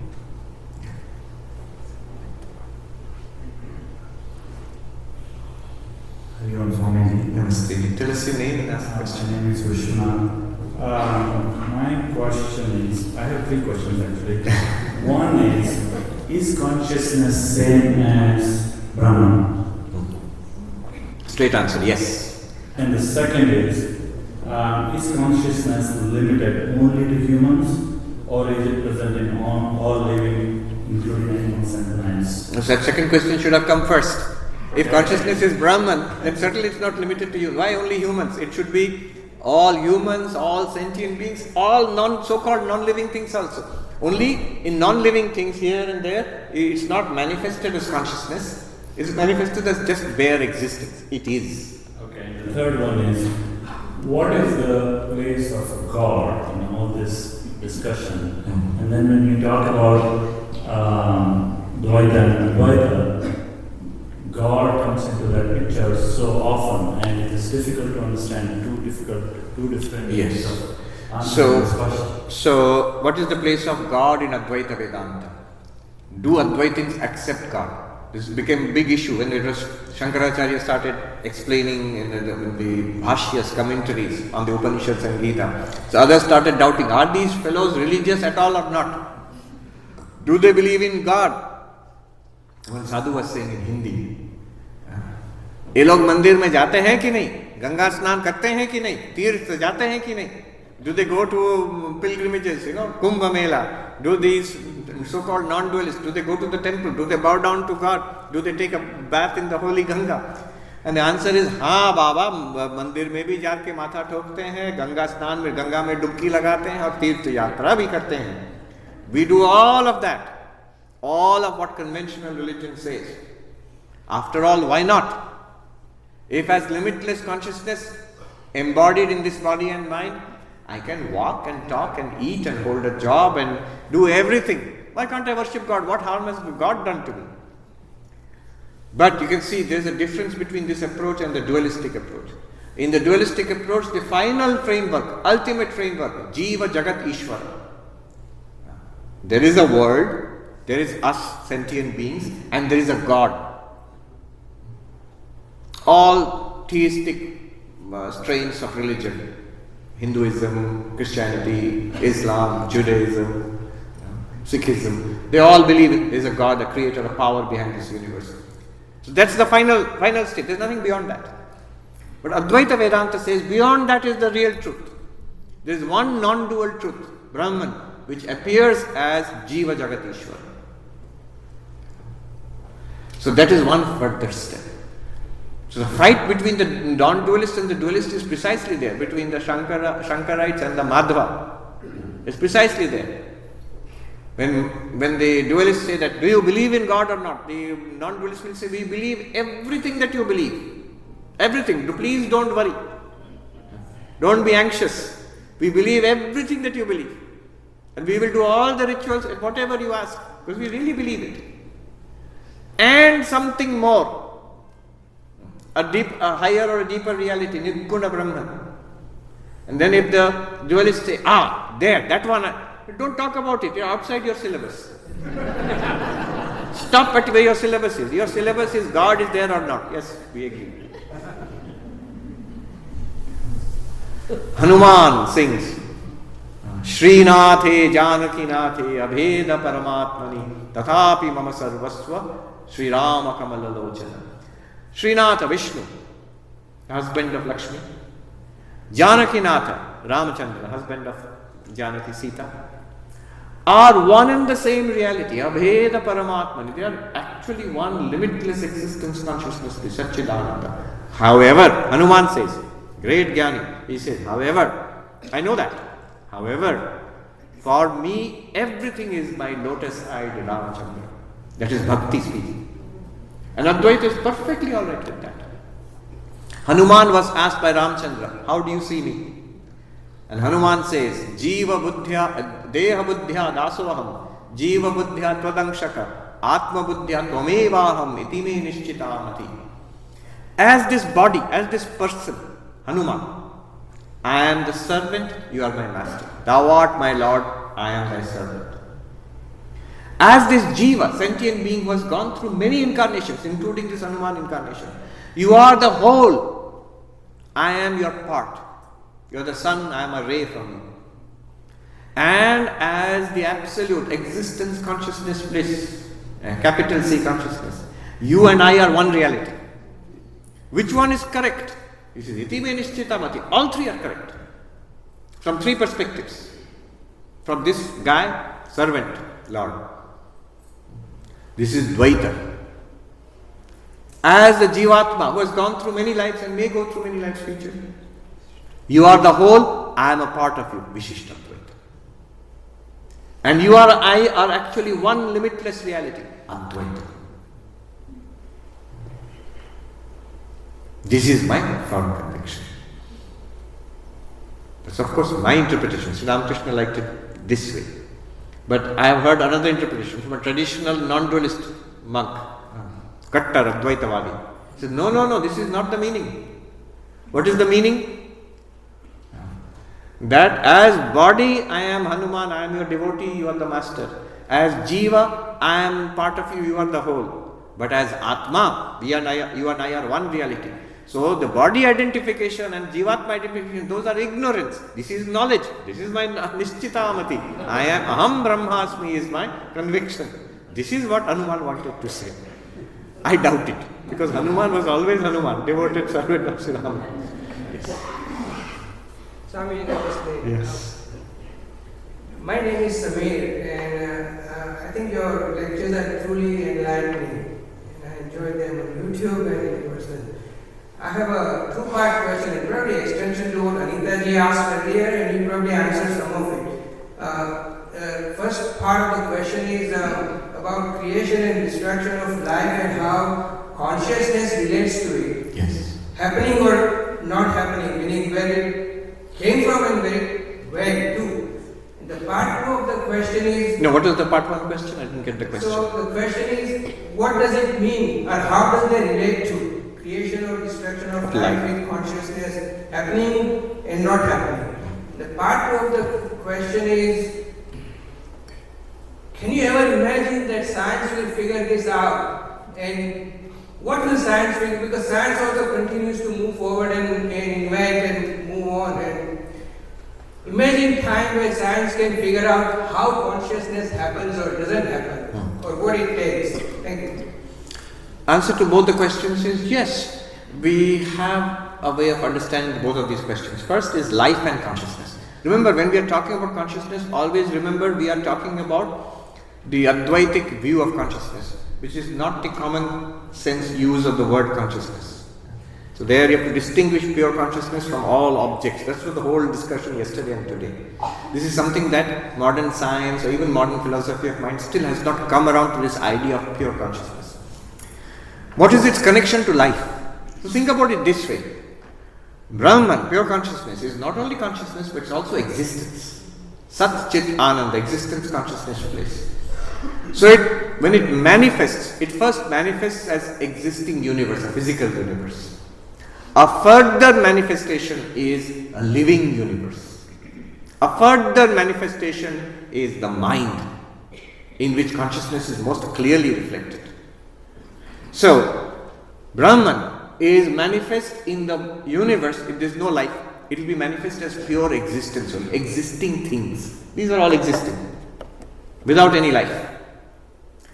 And in life, in the organic, this life, when it appears, Brahman manifests as prana, as what is called subtle body, as prana, as mind and consciousness reflected in the mind.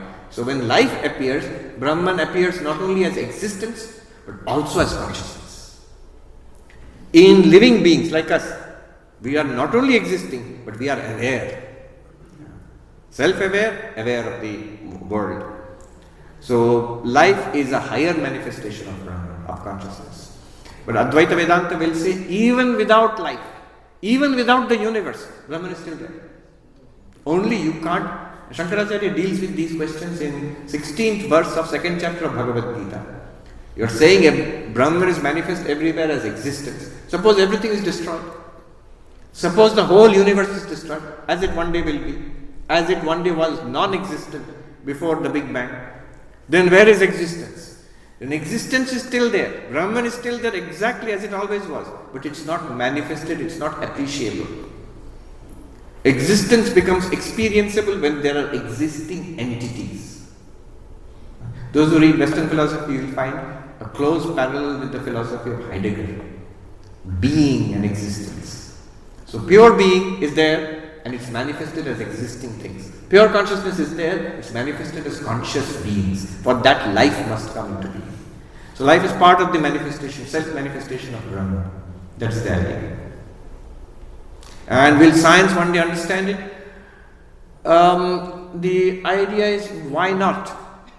Right now it's not possible because science limits itself to object. So a proper science of the subject has not yet come up. Now science has become very interested in consciousness. But it's still trying to study consciousness as an object. Because that's the methodology of science. To make it an object and study. It works very well when you are studying the object. But when you are studying the subject, to make it into an object is a travesty. It leads to all these tangles. This is why the hard problem of consciousness and all of that. But science can expand. Science can redefine itself. Science is a pure quest for the truth. So, just think about this. Forget esoteric stuff like consciousness and all that. Simple thing like a thought. Just think ABCD. Do you know, till today, cutting edge science has no space for that simple thought ABCD. According to science, according to physics, what is that thought? There is no answer. Where is that thought? If you say no, it's in the brain. Brain activity is in the brain. Where is that thought ABCD? There is no space for it. If we had no thoughts, if you are completely thoughtless, science would be very happy. Then it will be a perfect system. But since you have thoughts, even scientists have thoughts, then it's difficult for science. I've seen this one cartoon, one meditation master is telling his disciple, you have to sit calmly, make your mind blank. So the master is telling the disciple, very happy. I have never met anyone as thoughtless as you. Keep up the good work. Thank you, master. To stop all thoughts. Please, question. This is Swamiji. My name is Surekha. I have two questions actually. Pardon me if these are dumb questions. One is I have read or heard from other masters saying that every human being comes to an earth or this planet for a purpose. And also whatever the diseases we are or illnesses we are going through have a reason, like there is a spiritual learning for that. So when we are out of our purpose of life, where there is a divine spirit and free will. So, is that why we get all these illnesses, or we are deviated from our life purpose? Yes. That's one question. Hold on to that question. Do I agree with that? Yes, certainly. And it's very simple and straightforward. People make a big deal about, so what is my purpose in life? God has a plan for me. What is that purpose? The general answer is already very clear. In Hinduism, dharmartha kama moksha. Moksha, God realization, enlightenment, freedom is our purpose. It says who? You are stipulating it. My purpose is to play video games and be happy. But Vedanta says this very drive to be happy. Right now your idea is if I endlessly play video games, I will be endlessly happy. Well, try it. Very soon you will be most unhappy. Somerset Maugham, the English novelist, he said something beautiful. He said, if you single-mindedly chase pleasure, very soon you will find nothing pleasing anymore. Single-mindedly party, continuously, have fun. You are not allowed to stop. Keep having fun. Very soon you will be sick of having fun. So, our goal is to attain deep, lasting fulfillment. And we are trying to do that in all the ways. Whatever you see in the world is this search for fulfillment, for overcoming suffering and attaining fulfillment. Everybody is doing that. Everybody. You don't have to be at all spiritual or religious for that. It's not that religion is telling you your goal must be fulfillment. No.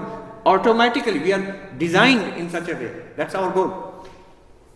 That's our purpose in life. And Vedanta tells us, Hinduism tells us, the proper form for that is the search for moksha, for nirvana, moksha, salvation. Every spiritual tradition has a word for it. If you follow that, then you are more or less on track. And meaning in life, peace, joy, all those will come much more easily. What was the second question? About consciousness actually. So, there is supreme consciousness. Is there a supreme consciousness in Vedanta? Like individual consciousness, like yes. each of us. So there is consciousness associated with surrender. That's what you might call an individual consciousness. Why? It is consciousness limited by the individual body, mind, personality of surrender. Similarly, the same consciousness in association with the cosmos is what we call Paramatma or supreme consciousness. But in itself, that consciousness is neither individual nor cosmic. It is just bare awareness. That is the realization which Vedanta is pushing us towards. Neither individual nor cosmic. If you admit an individual consciousness and supreme consciousness, immediately you will set up a relationship. So that's a dualistic approach, and it's very fine. That's what all religion, temples, churches, mosques, devotion, faith in God, it's basically individual consciousness and supreme consciousness. But what we were talking about yesterday and today is just consciousness itself. Not limited by individuality or cosmicity.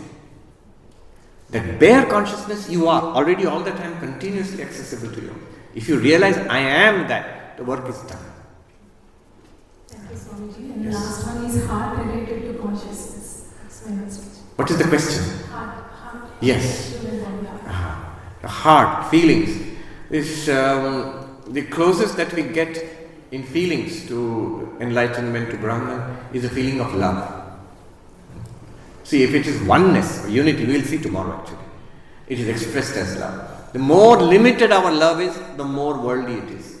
The more open and unconditional our love is, the more it is closer to Brahman. Swami Vivekananda said, let all vision cease, or if you cannot, dream but truer dreams, which are eternal love and service free. Become enlightened, be free of samsara. I can't. In that case, if you want to continue dreaming, why dream nightmares? Dream a good dream. What's the best possible dream? He says unconditional love, eternal love, unconditional love and service free. It doesn't matter who or what you are. Basic first principle, my love is for everybody. I am a well-wisher for everybody. How it will work out depends on situations. But I am basically your well-wisher. And second, what is my purpose in life, you're asking? That service free. Whatever I am doing, wherever the Lord has placed me, my attitude is, let me do what I can for you. It could be in your job, in your family, in your community. This is the, Vivekananda says this is also a dream, but it's the best possible dream, but truer dreams. Why dream nightmares? Eternal love and service free, or unconditional love and service free is unconditional service. I can't think of a better, higher, nobler philosophy of life. Immediately you are set free. You will be peaceful and happy in this life. Okay. Last question. Namaste Swamiji, my name is Bhagya. So it makes sense that consciousness is what makes us experience everything, all the experiences are because of consciousness. So I experience my body and I experience my mind. Yes. And I also see people who are like me. Yes. So I infer, like you mentioned before, I infer that they also have a mind and they also have consciousness. But why is it that, I experience my mind differently and I don't seem to experience their mind. I see their bodies, I see their, but I don't experience them. Yes. So the question might be, if I am one, and Vedanta will say, I am one consciousness in all beings. But then I seem to have only one perspective, only through this body and mind. I know what's going on in this mind. I have some knowledge of this body and mind. And everything else is an object to me. So why shouldn't I not have? Is it possible to have an, God's eye view for all perspective through all bodies and minds? Vedanta says the only way you can experience is as a subject experiencing objects. Notice, in your dreams, the dream world that you experience, the entire dream world, and all the people in the dream, all the animals and birds in the dream, they are nothing but you, the dreamer. But how do you see a dream? You see it only from your perspective. You are there in your own dream and you're seeing it from that perspective, although everybody else in the dream is nothing but you. So the only way you experience is as an individual experiencer experiencing it, even though you may be the whole of it. According to Vedanta, we are indeed this whole, but when we experience, we become limited to one body mind. The reason why I experience only the knowledge and the point of view of this body mind is because that is mediated through a mind, and each mind is different. So I will get only this perspective in this body, but I, the consciousness, I am getting all those perspectives in all those bodies and minds. Is it at all possible to have this synoptic global vision? Vedanta does not speak about it. Kashmiri Shaivism says there is something called Purnahanta, the cosmic eye of Shiva. Shiva can experience himself or itself in all beings. The Divine Mother, Shakti, experiences herself in all beings as this cosmic being. That is what Arjuna saw in the 11th chapter of the Bhagavad Gita, the Vishwarupa, the cosmic form of God. And the commentators explain, what did he see actually? Why did he get so stunned? Imagine this. We experience the world in slices. You saw the world outside, now you're seeing the world here. Very quickly you will now see the world outside after this. You see the world, few people here, few people there. Lifetime after lifetime, this universe we are seeing in bits and pieces. But suppose we could see all beings together, all places and times together. Imagine all 8 billion people or more in this world in one body together. Not just people, all sentient beings, all in one body, not separately, and all seen at once. What would that be like? And the answer is very clear. What that would be like is terrifying. The psychologist who said, why we get scared in public speaking? So, it says the human being, we are animals. Animals in animal kingdom, continuous staring is a sign of aggression. If a dog is there, you go and stare at the dog. The poor fellow is minding his own business, go and stare at him. The dog will look up at you. And then either the dog will growl at you or run away. Fight or flight. Because anxiety is created if another being is staring at you. Now imagine Not one being. How many? 300 or 400 are staring at you.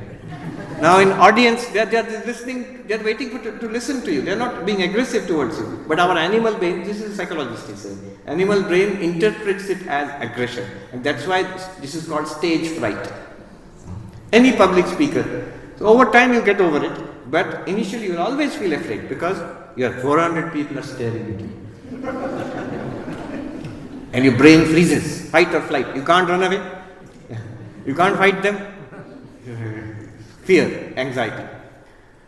But imagine not 400 people staring at you. Imagine every human being on earth, 8 billion people, and every other animal, and all of them in one being, one terrifying cosmic being, and all the gods in heavens and all the demons in hell, all of them in one cosmic being, Vishwarupa, Virat, comes together and then looks at you. What will you feel? Arjuna said, every hair on my body, in the 11th chapter, every hair on my body is standing on its end. If the earth shakes with each step of you, O mighty being. My voice is choked. I am terrified.